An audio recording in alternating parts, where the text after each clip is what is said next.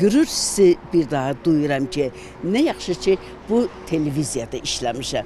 Bu gün də mikrofon arxasındayım. Düz 63 illik bizim televiziyamız yol gəlir. Onun 55 ilin mən bircə addımlamışam. 63 yaşlı qocaman məbəd, Muxtar Respublikanın informasiya məkanında mühüm rol oynayan Naxçıvan televiziyası. Naxçıvan televiziyasının fəaliyyətə başladığı ilk illərdə məhdud texniki imkanlara baxmayaraq, əməkdaşların fədakar zəhməti ilə efirlər hazırlanıb, Muxtar Respublikanın həyatını əks etdirən verilişlər tamaşaçılara çatdırılıb.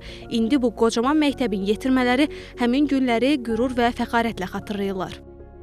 Televiziya mənim həyatımdır. Mən televiziyanı özüm üçün həm zaman örnək götürmüşəm. Ömrüm bu televiziyada keçib. Əmək fəaliyyətimin çox hissəsi bu televiziya ilə bağlıdır. Televiziya cəmiyyətin aynasıdır.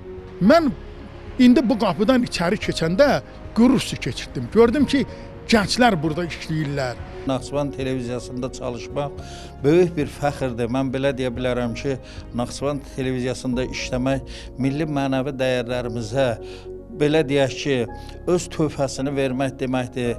Naxçıvan televiziyasında işləmək dövlətçiliyimizin möhkəmlənməsinə xidmət eləmək deməkdir. Bugün Naxçıvan televiziyası müasir texniki imkanları, yüksək keyfiyyətli yayımı və peşəkar kadr potensialı ilə fəaliyyətini uğurla davam etdirir. Kanalın kollektivində uzun illərin təcrübəsinə malik mütəxəssislərlə yanaşı gənc və enerjili kadrlar da çalışır.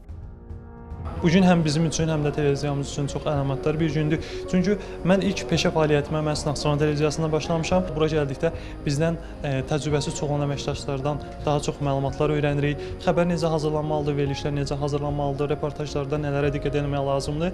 Bunların hər birini demək olar ki, bu televiziya sayəsində öyrənmişəm və bugün münasibətilə həm həmkarlarımızı, özümüzü, televiziyamızda çalışan və çalışmış hər bir kəsi təbrik edirəm.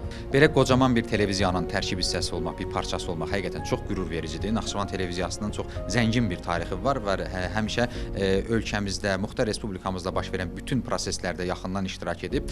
Bugün isə biz artıq peç yayımındayıq.